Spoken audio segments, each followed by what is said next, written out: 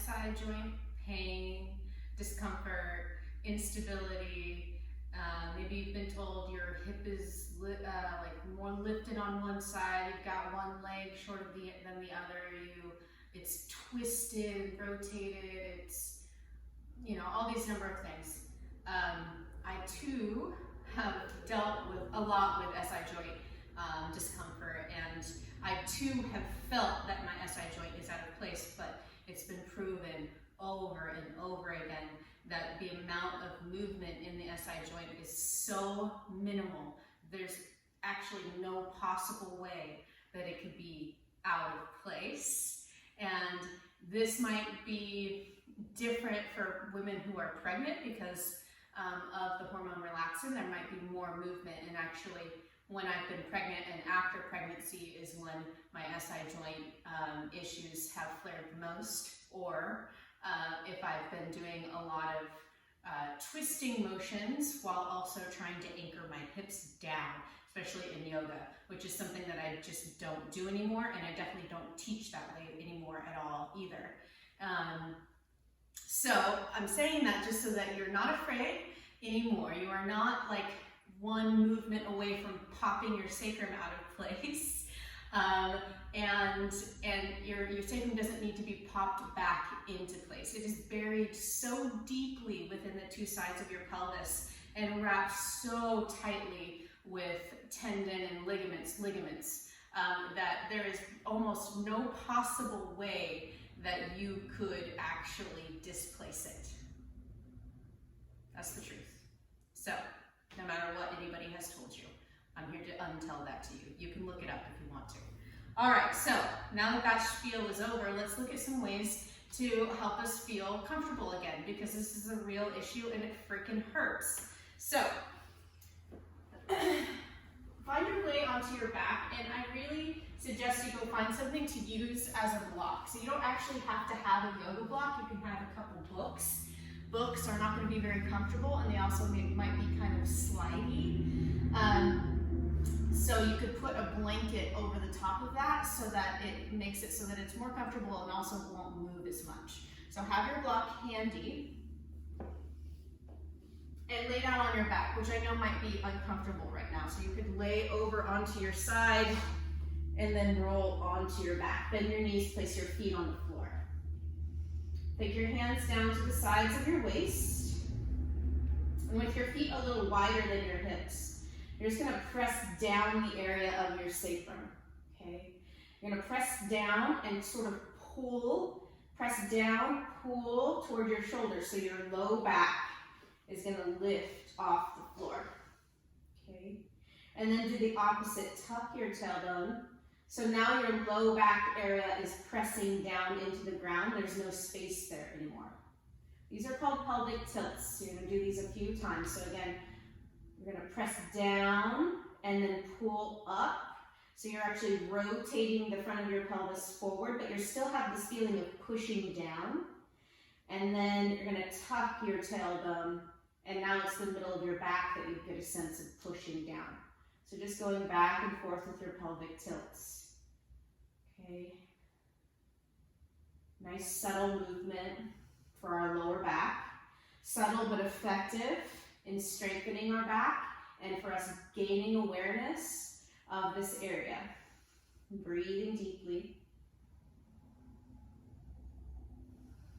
So when we have a flare of our sciatic nerve, our SI joint, and we're doing practices like yoga or running or anything where we're doing anything asymmetrical, so one leg is in front of the other, that can also be inflaming for a pain response. So we want to be careful as we do our practice, if we're having a flare, to not do too many things on one side. It's going to be okay to do a couple lunges, but make sure not to do a whole huge long vinyasa sequence on one side, okay? All right. Couple more. And let's add on to this. So you're gonna come down into this tailbone tucking toward the floor position, right, where you've got this curve in your lower back. And now do the opposite, tucking your tailbone toward the back of your knees and begin to lift your pelvis up. Lift up, up, up. Step into the big toe side of your feet and try to keep your knees from dropping out to the side. And then take your hips down to the ground. Good, and lift your feet up. Now lift your chest and try to touch your toes. Okay, bring your feet back down. Tuck your tailbone toward the floor, lift your low back. And now do the opposite, tuck your tailbone and lift your hips, tuck your tailbone toward your knees and lift your hips, don't let your knees wobble. And then bring your pelvis down. See if you can bring your whole body down at one time, so nothing hits first. Your low back and butt hit at the same time, lift your feet. Try to touch your toes. So we're gonna go back and forth like this, feet down, tuck your tailbone toward the mat, lift your lower back. Tuck your tailbone toward the back of your knees. Try not to let your knees wobble. Lift your hips so you're in a bridge pose variation with your feet a little wider than normal. And then come down all at once, bringing your back and your butt to the floor at the same time. Lift your feet. Tuck your toe or touch your toes. Then bring your feet down. Tuck your tailbone down. Lift your lower back. Good. Tuck your tailbone toward the back of your knees. Lift your hips.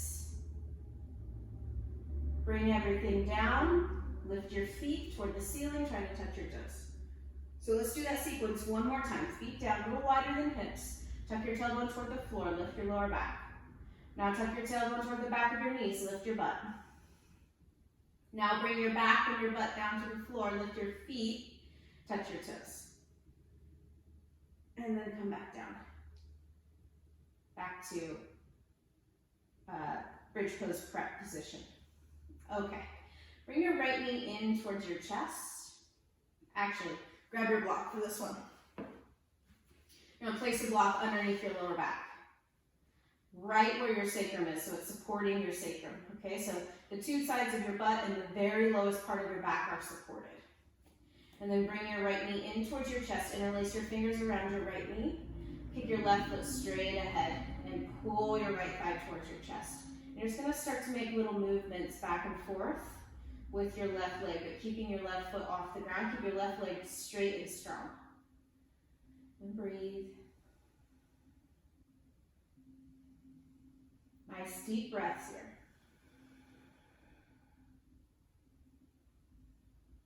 Awesome.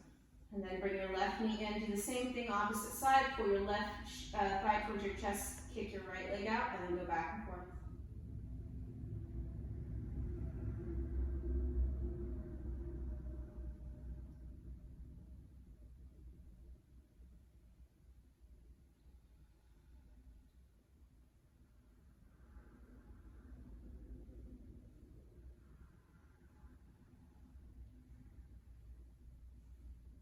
Okay, and bring your right knee in. Good. Take both of your feet up toward the ceiling and flex your ankles, so you're pointing your toes toward the ceiling, and then pull your toes toward your shins. So ironically, or confusingly, when you point your toes, this is called plantar flexion, and when you pull your toes towards your shins, this is called dorsiflexion. So no matter how you move your ankles, you're flexing them. So that's sort of confusing, I think, for some of us when we're learning anatomy. Okay, a couple more times. Just getting that nice pressure in the SI joint area, in our sacrum area. So your SI joints, sacroiliac joint. Your iliac is the two sides of your pelvis, your iliac crests, your ilium, okay? And then your sacrum is the S part of SI, sacral iliac joint, okay? But just remember, your sacrum is buried between the two sides of your pelvis. It's not sticking. The ridge of your sacrum, where your spine has fused to create the sacrum bone, can be protruding, but the sides of the sacrum are underneath the lips of the two sides of your ilium. Okay. Bend your knees, place your feet on the floor. And then pause here, arms at your sides. And just see how much you can relax. In fact, step your feet out to the side. And be careful with this, because this can actually, it might hurt a little bit. but take your feet out wide and drop your knees towards each other. If that is just too painful, you can do the opposite. Bottom of your feet together, knees out wide. So choose the one that feels best for you right now. And then as best you can, totally relax.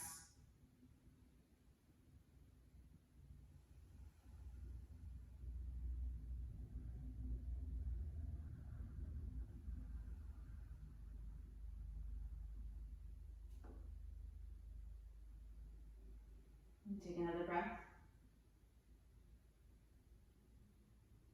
And bring your feet down, slightly wider than your hips. Okay, step into the big toe side of your feet strongly. Isometrically tone, squeeze your inner thighs towards each other without moving your legs. And now lift your hips up, point your tailbone toward the back of your knees. Lift away from the block. Slide the block out from underneath you.